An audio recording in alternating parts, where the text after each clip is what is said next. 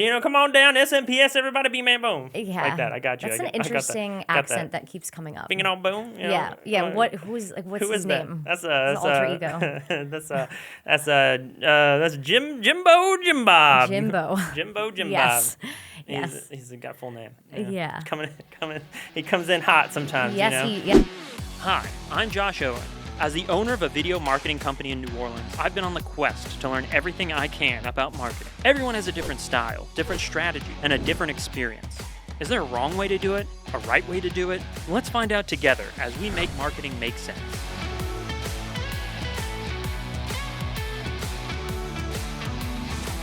Welcome everybody to another fantastic episode of Make Marketing Make Sense. I'm here with the lovely Olivia Matthews, who works at 3090 Marketing, but also is the president of the lovely organization SMPS. Welcome to the show, Olivia. Thank you for having me. Absolutely. Well, we're here to talk about some specific stuff around the SMPS, and specifically about transformative powers of professional groups.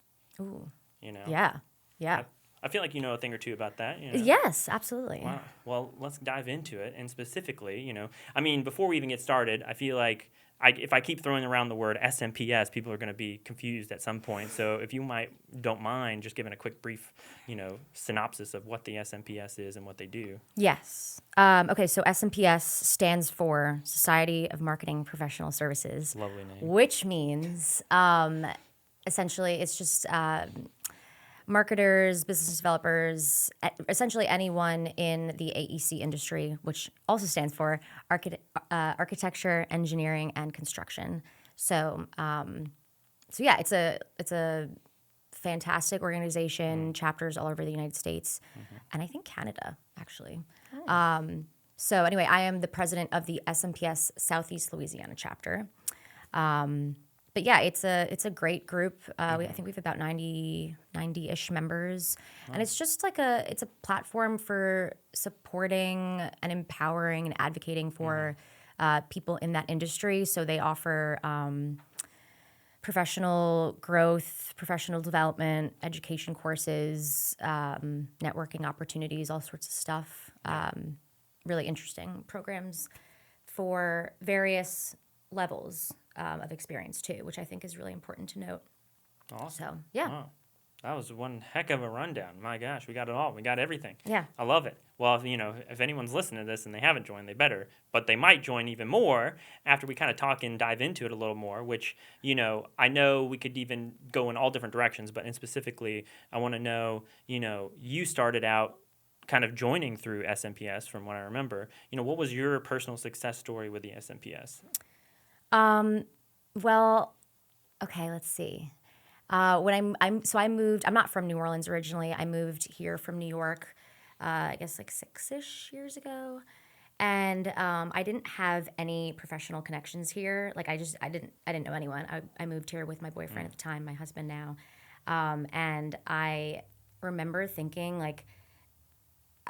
I'm going to blast from New York, brings fresh perspective, northerner incoming, all over my resume. I thought that would be a big selling point.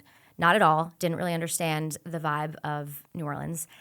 So clearly I needed to I guess professional and personal relationships matter here. I feel more than any other city.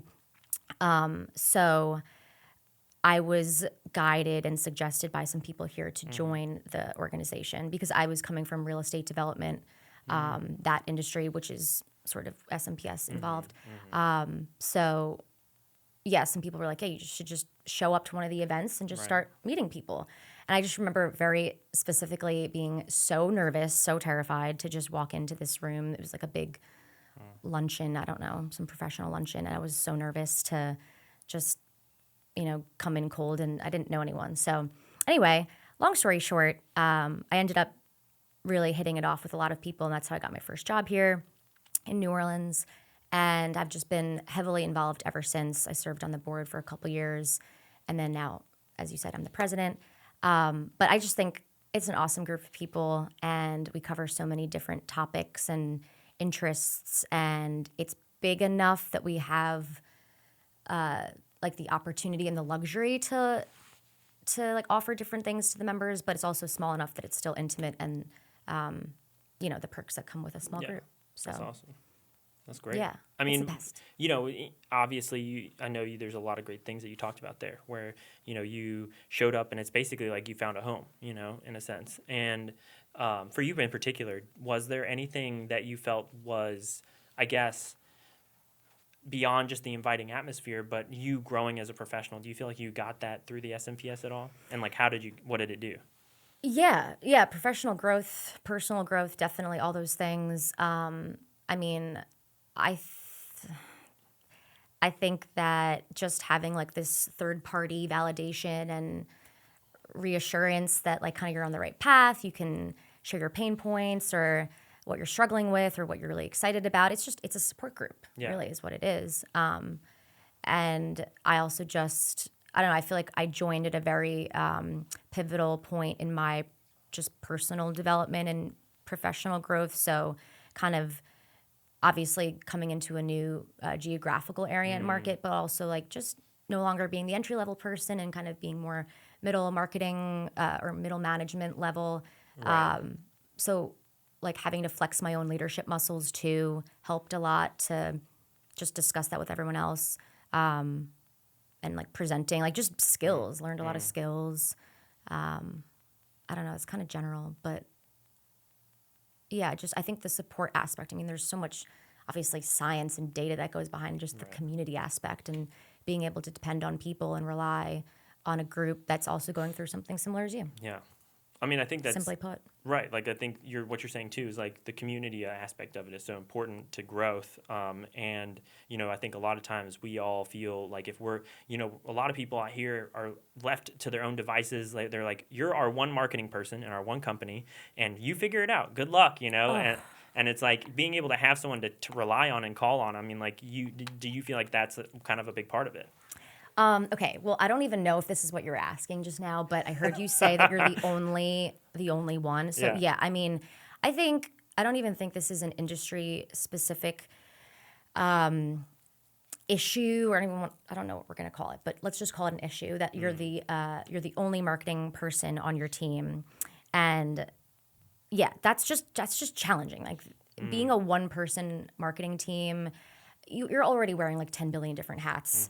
So I don't know. And then like business development is also kind of marketing, and then it's also sort of communications. Like there's a lot of blurred lines, and now you're doing 10 million different things. And so I have always typically been, I guess my last two jobs, I was just a one person right. marketing team. And it has a lot of challenges that come with Yeah. that. And so I think my experience at those jobs would have been so much different if I wasn't part of SMPS, because like it almost felt like I had more of a marketing team just by being part of that organization. Right. Because, the industry is small here. I was connecting with other people in different contracting firms, architecture firms, like people that sort of know what we're going through. So Right. it felt like just nice to be able to just connect with them. That made it Wow. different, and Yeah. it made a big difference. So That's awesome. And it's like not only are you learning great things and you feel like you're confident, and I think that's a big part of it is feeling like confidence Yeah. in your job. I mean, it sounds to me like you're giving a glowing endorsement to whatever business owner is out there that has like a marketing person on their team that, to get them involved in some marketing organization like this. Oh yeah, absolutely. In fact, that's something I'm trying to do right now is not just target new members, but also target like the firms that they're working for. Right. Like not justify, but yeah, kind of justify why this helps Yeah. not just them but the company too. That's awesome. I mean, like, one of the things I think about when you're talking about it too, obviously, this is a big part of this is networking and community building. How has just from your perspective, how has the digital age, like social media, and all that kind of impacted the way SMPS works? And do you think it's for the better to connect with people? That's a hard one. So, okay, tell me it again. So, how has social media impacted the SMPS and, your ability to network? Well, I almost want to answer this more just about networking in general. Sure. I mean, that's like the $1 million question. Right. I think that everyone likes to talk about. I think that it's don't think anyone can argue or disagree that social media has helped networking. I mean, there's so many obvious benefits, and Right. it just kind of provide. Social media makes networking so much easier. Like, I mean, you could now be getting a client in Dubai if you wanted to. Like you Right. can. There's no like limit to the geography aspect and real time, connection. Like you can be talking to anyone and anyone and everyone all the time, versus the way it used to be, I guess. Where the only way of networking was literally just going to a conference or a Right. networking event. Now there's, I don't know, Mm-hmm. yeah, social media. Period. Yeah. So I think just like the accessibility, visibility, exposure. I mean, it's just exponential reach. Now I'm just talking about marketing in general, not really social media. But I think that it does sort of become overwhelming though, because now it's just super saturated. Like there's too many options, like fatigue of decision making. Like Right. you don't. What's the psychology behind like putting too many entrees on the menu? Right. Like you're never Yeah. gonna pick. Yeah. I don't know. I just there's too much information out there, like Yeah. stimulation overload. Right. So I feel like it has helped networking, but it's also sort of like made the pendulum swing to the other side Right. again, where it's like, okay, you know what?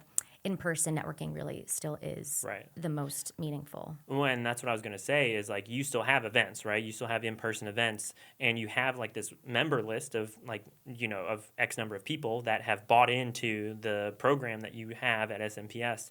But even still, like, that still requires people to show up to the events and keep them on track. Like, what has been, from your perspective, the best ways of making sure people show up to the events that you host?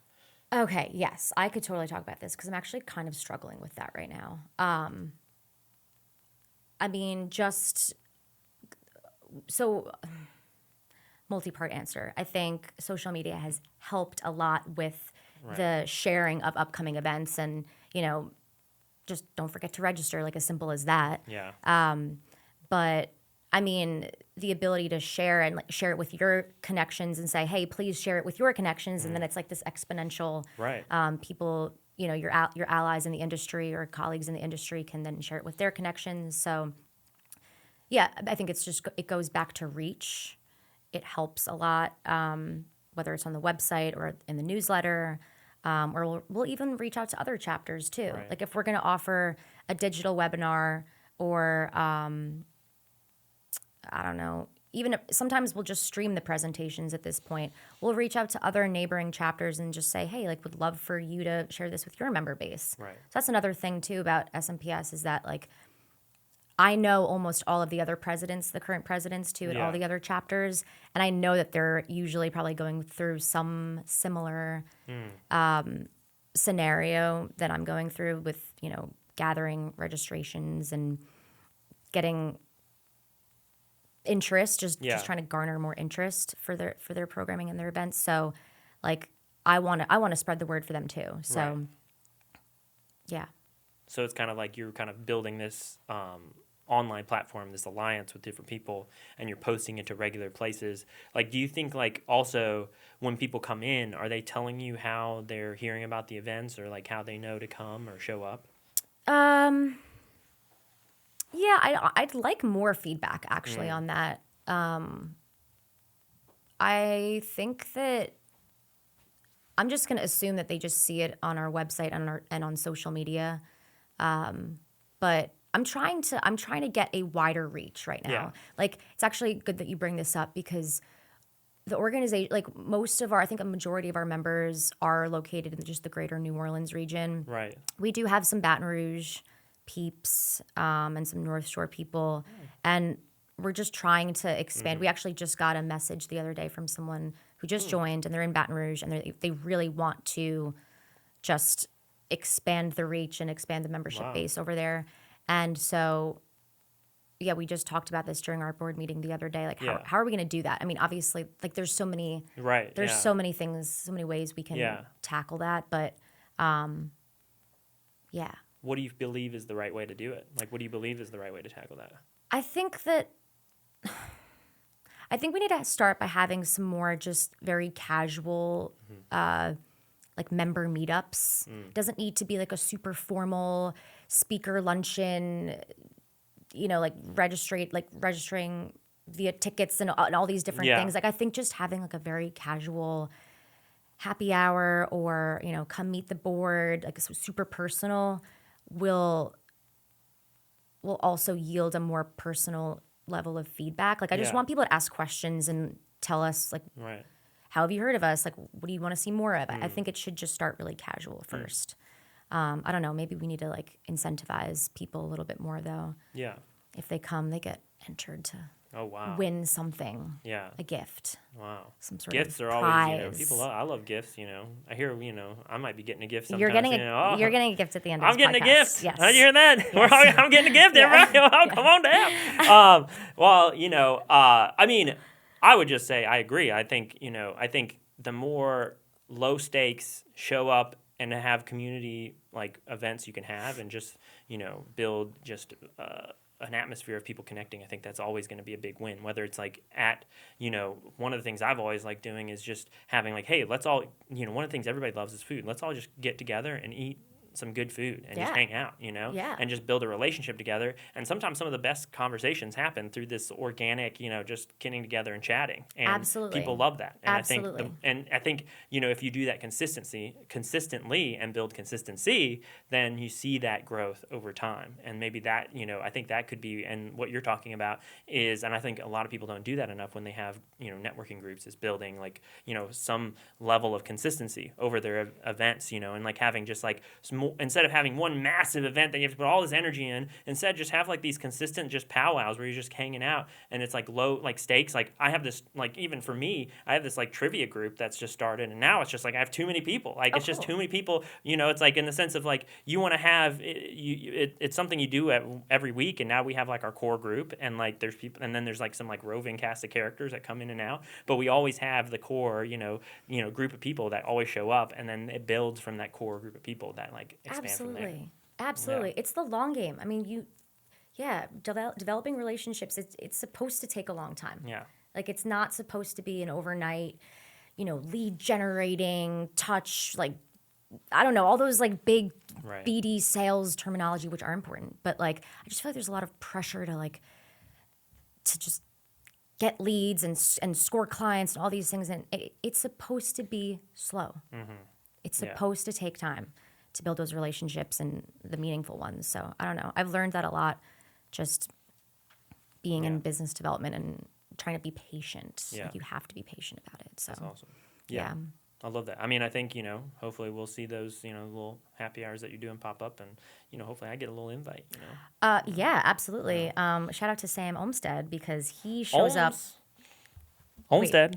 Wait, did I mispronounce No, it? you got it. No, I was just saying, I was trying to say Olmstead, but then I was like, I don't want to interrupt her, so Olmstead. Yes, he rocks. Okay, I'm going to give him a shout out. All right. The SMPS board, we always say Sam for president of the United States because we love him that much. So, yeah. He always shows up to our happy hours, and he's not even in the AEC industry. That's wild, At least at the very That's least, dedication. he's definitely the president of Dog United States for sure. Yeah, I know there's a big dog thing. Dog thing. With dog that. Sam's a dog, you know what I'm saying? Yeah. He's got it all figured out. Yeah. So. But yes, I will definitely extend the invites. Wow, you heard it here first, folks. We got the invite, so I'll give we'll you I'll make a promo code. Whoa! Like I think we need to do promo code codes and everything. I don't even. Yeah, wow. I don't even know how to make a promo code. So I Well, don't know the why last thing I want to say about that is, so is there one final plug you can make to people about their personal growth through SMPS? Like, what would you say to people if you had to give the elevator pitch for it? What would it be? Ooh, okay. Well, it's not going to be an elevator pitch. Okay. It needs to be a little bit longer. It's going to be a podcast pitch. Well, a couple things. One, we did just launch this mentor-mentee protege program, which is freaking awesome, and apparently has been trying to be launched years far before I ever even joined the chapter. So it's official. It has started. So the bottom line is that SMPS really serves, again, every level of experience. There's a lot of organizations that are really just targeted, which is useful, but targeted to like just C-suite or, maybe just entry level, but it's everyone. It's for everyone. And all the programs, we target different. Sometimes we'll target principals. Sometimes we'll target, we'll do like a coordinator's targeted, like InDesign courses. We'll touch on everyone. So I think that there really is value for every level of experience. So there's that. And also, just join. I don't know. It's a great organization. It's an amazing Just join. organization. Yeah. Get there in now. If you don't get in, we'll be real sad. Come on down to SMPS. Everybody be man boom. Yeah. Like that. I got you. That's an interesting accent that keeps coming up. Binging on boom. Yeah. What's who his is name? That's his alter ego. that's Jimbo Jim Bob. Jimbo Jim Yes. Bob. Yes. He's got full name. Yeah. He comes in hot sometimes. Yes, he it's just that sort of comes out of it's the nowhere. Alabama boy in me. You know what I'm saying? Oh, So, is that where you're from? yeah, I'm from Alabama. Okay, cool. Yeah. I'm trying to think what else to say, but I mean, hey, you got that mentor? yeah, that program is awesome. So we just started it, but we pair a mentor and a mentee. I think there are parameters around how many years of experience we would like each category to have, but there's a whole framework that supports it. So I think the idea is that once you're paired with your mentor, you meet, I think maybe once a month. It's realistic. Wow. It's a realistic commitment. It's not like the idea. It's not supposed to be too much that you end up not following through with it. But each meeting that you have has like an agenda and sort of the key points that you're supposed to hit. And then we're going to do some sort of like end of year graduating ceremony. Fantastic. I don't know. It's still still being ironed out, but it's happening and it's launched that. and we're down 1 month. So Man, you're giving people mentors. I mean, that's huge. I mean, I wish I had a mentor when I was first starting. Me I was just too. like, I was running around like with a chicken with my head cut off. Yeah. Yeah, and we have this like ambassador program too. We have a lot of mini efforts and campaigns. But that one was super important because I like to tap into that time when I first showed up at the luncheon years ago and didn't know anyone. And like this ambassador program is really targeted to that person that comes in and doesn't know anyone and wants to be a part of something, but maybe I don't know, they're just really new in their role and they don't feel confident about selling themselves or like selling what they the company that they work for or whatever it is. It's just a sort of like it's an outreach program essentially. That's awesome. So yeah, I try to really utilize my initial experiences joining, and serve that person. That's awesome. So yeah, I mean, I think that's the best way you can do it. So awesome. Well, that is fantastic. I think that's what we're gonna leave it at because I think we got it all truncated. Great. So now I'm gonna ask you a quick little special segment. Oh. Special segment. What is it? Special segment. What? Here we go. It's called New York to New Orleans. The new. So tell me. Oh my gosh. Are you ready for this? It's really good. I want you to give me your hot takes here. How do they compare from New York to New Orleans? Oh, shit. Are you ready for this? Okay. Okay. The bagels. How do they compare? Oh, easy. I mean, they don't. Oh, what? Like what? Okay. Yeah. I mean, what? What do they say? It's like it's in the water. I mean, is it really in the water? That's what I don't know. But New Orleans doesn't have. It's New York bagels, New York pizza. I don't know if that was your next question, but man, I'll tell you. I do like humble bagel. I do like humble bagel. Bagel here.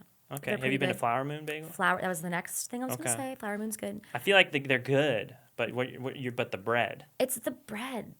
It just doesn't make it. It needs to be chewy. It needs to be like a little bit of a hard shell. I don't know.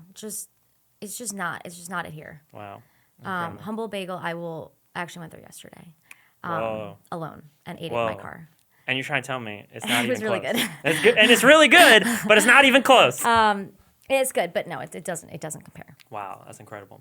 I mean, I did just come back from being in New York-ish, and I was in Connecticut because I was in Connecticut. But even then, the bagels that I had, area. the bagel that I had in Connecticut was like mind blowing.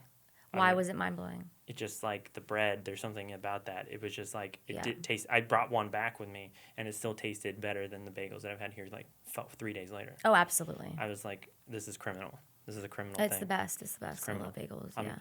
I don't know what it is. I'm going to get to the bottom of it though, I'll tell you that much. What did you get on your bagel? Oh my gosh, there's this thing called the Okinamakama. Okay, please. Okay. Easy there. Yeah. No, there was like a Japanese bagel, and it had like this Japanese sauce on it. It was amazing. It had like all these different flavors on it.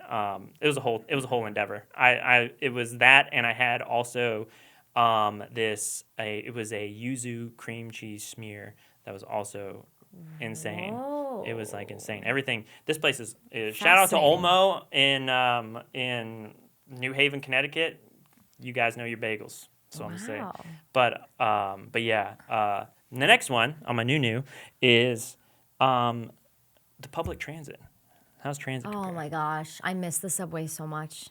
Oof. Like the noise, the breeze that you will get, like walking down Fifth Avenue, and like the hot air that comes up from the grates. Like I miss that. Wow. I miss that so much. Wow. But have you taken the streetcar?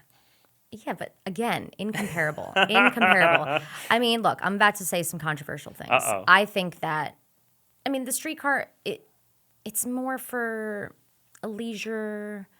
I'm sure, okay. I'm sure people take it to commute, but like I feel like it's not that reliable. Does it even operate on a schedule? No. I mean, there is a schedule. It's on a thing. Does it like actually adhere to that schedule? I just think it's supposed to be more of that. like a leisurely, enjoyable sightseeing. On the subway, it's like no, it's like a mean experience. Yeah. You have to like shove yourself in as the doors close and like, I just love it. Love the subway. Love the subway system. Oh yeah. Man. Yeah. Gosh dang, New York. Well, I mean, all right. Well, let me ask you this: how are the daiquiris in New York? That I don't actually think I've ever had a daiquiri in New York. Oh. I mean, I can tell you that they don't do the tape and to-go daiquiris. That's definitely like just a New Orleans thing. Ha! New Orleans Yeah. on the board. We're on the board, baby. Yeah, of course. I mean, there's also like probably more things that New Orleans is better at than New York, but at least with culture and food and music, obviously, those are the obvious things. But I mean, you're asking very simple, easy answers like bagel, and you haven't asked about pizza yet, but. I mean, do you want me to ask about pizza? Pizza, I mean, it's the same answer as the bagel. I feel like the answer is going to be a disheartening one. Yes. It's going to be pretty. I think we all know that answer. Yeah. Well, we got all our answers answered, our questions answered. We got all our questions answered about, new. And it seems like New York has quite a lot of, assets to its name. But nonetheless, New Orleans has its own charm. And I think that's what we learned today. Yes, of course. I love New Orleans. Fantastic. Well, can't get a better endorsement. Well, thank you so much. Thank you. Olivia, let's also now, can you shout out to people where they can find you and SMPS on the interwebs and the social medias? Yeah. You can find me, I don't know, like what, on Instagram or something? Sure. I think it's Liv Zerba with my old last name, SZCZERBA. Liv Zerba. Liv Zerba. Uh-huh. And then SMPS, I think it's just SMPS SELA, SELA, Southeast Louisiana. SELA. All right. Well, hit them up in the SELA, and we'll see SELA. ya next time. Nice. Thanks for joining us, everybody. Bing, bang, boom. We out of here. Bye. Bye. This has been Make Marketing Make Sense, brought to you by Comfystone. If you need video content for social media, your website, or email marketing, hit up Comfystone at comfystone.com and follow Comfystone on Instagram and TikTok. Thanks for watching, and we'll see you on the next one.